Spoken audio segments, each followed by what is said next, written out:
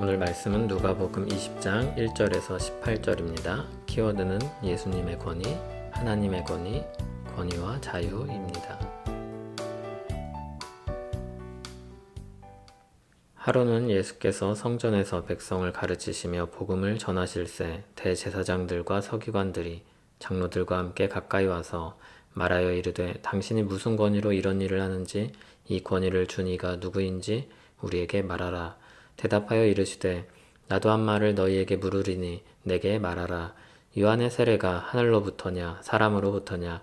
그들이 서로 의논하여 이르되 만일 하늘로부터라 하면 어찌하여 그를 믿지 아니하였느냐 할 것이요 만일 사람으로부터라 하면 백성이 요한을 선지자로 인정하니 그들이 다 우리를 돌로 칠 것이라 하고 대답하되 어디로부터인지 알지 못하노라 하니 예수께서 이르시되 나도 무슨 권위로 이런 일을 하는지 너희에게 이르지 아니하리라 하시니라.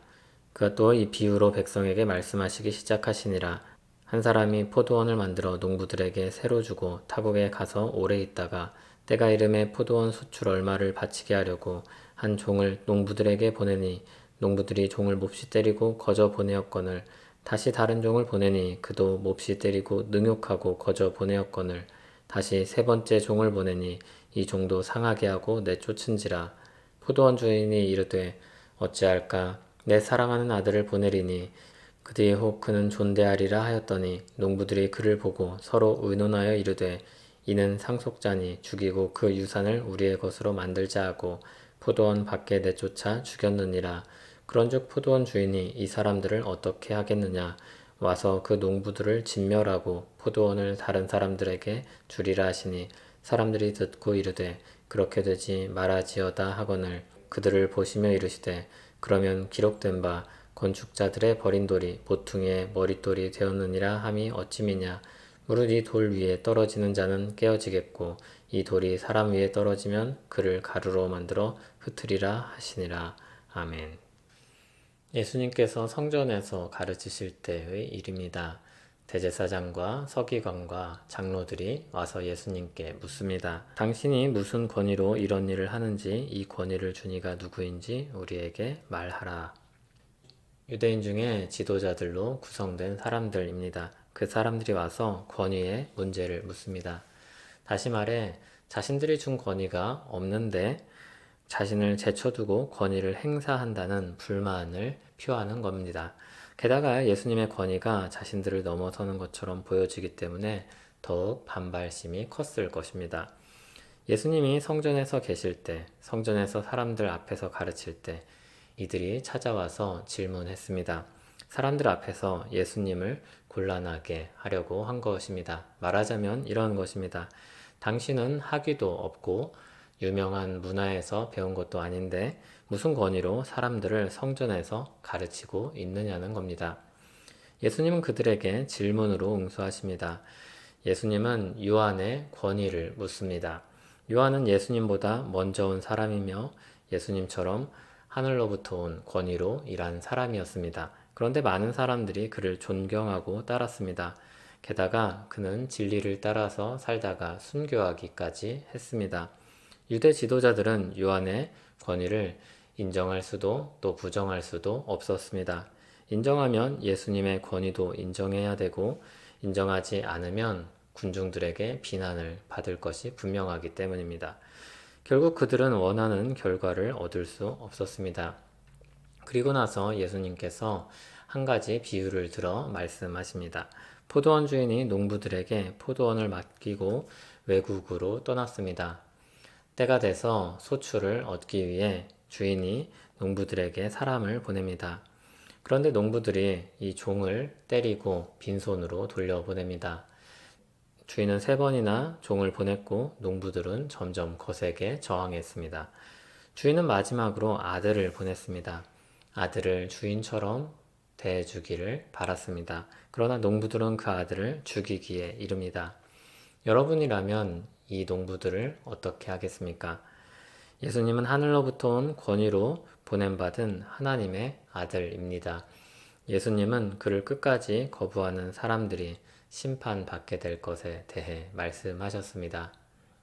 오늘 본문은 권위에 대한 이야기를 하고 있습니다. 예수님께서 질문으로 유대인 지도자들을 이기셨다든지 비유로 지혜롭게 말씀하셨다든지 그것은 이 말씀이 전하고자 하는 교훈이 아닙니다. 핵심은 권위에 대한 문제입니다.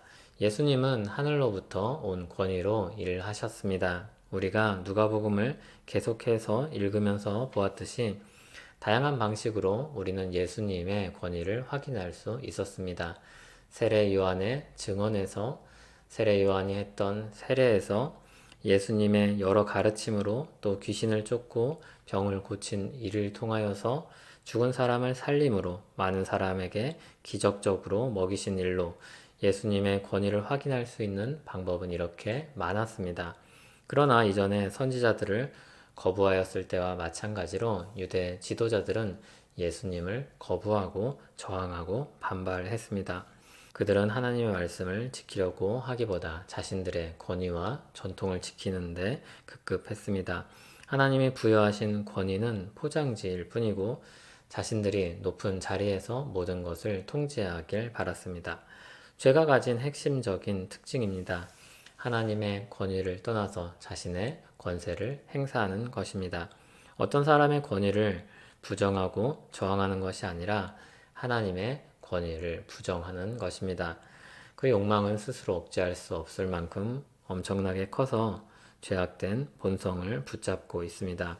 예수님은 그것을 깨뜨리기 위해 오신 분입니다. 예수님은 그 굴레를 깨뜨리고 악한 권세에서 벗어나서 참 자유를 얻게 하기 위해 오신 분입니다. 사람들은 보통 모든 것을 통제하려고 하지는 않습니다. 하지만 내 주변에 있는 사소한 것들을 내 뜻대로 만들어 가기를 원합니다. 그 방식과 정도의 차이가 있겠지만 모든 사람이 그렇게 하고자 합니다. 유대 지도자들의 불만이 바로 여기서 나왔습니다. 그러나 이런 바람 또는 욕망은 더 깊이 들어가면 하나님과의 관계에서 부딪히게 됩니다. 하나님께서 모든 권위를 가지고 계신 분이기 때문입니다. 언젠가 하나님의 뜻과 자신들의 뜻이 부딪히는 지점이 생길 수밖에 없습니다. 내 인생 내 마음대로 할 수 있다고 사람들이 많이 말합니다. 그러나 우리 인생은 수많은 사람들과 연결되어 있습니다. 그리고 무엇보다 하나님과 연결되어 있습니다.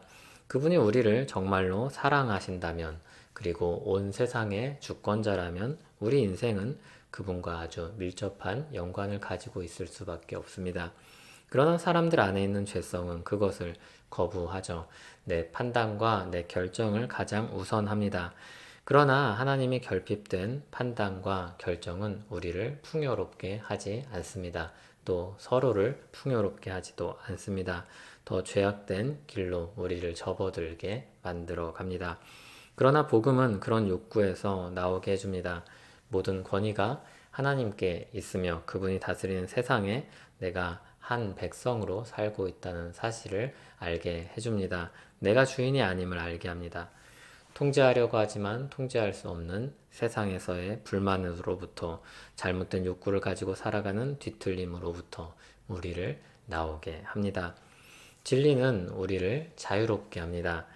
나라는 참된 자아를 진정으로 발견하게 해주고 우리를 사랑하시며 선하신 하나님의 권위 아래 살게 해줍니다. 하나님께서 우리를 사랑하시고 그리고 선하신 분이라면 우리를 향해서 가장 정당한 권위를 행사하실 것입니다. 우리를 향하신 권위는 독재자의 권위와 다를 것입니다. 우리를 사랑하는 부모의 권위와 비슷할 것입니다. 그 안에서 우린 정말로 나다운 삶을 시작하게 될 것입니다. 하나님 아버지, 우리는 나답다는 것과 죄악된 욕망을 구분하기 어려워합니다. 성령으로 거듭나 하나님과 교제하는 가운데 우리는 정말로 나다운 모습을 찾아갈 줄 믿습니다.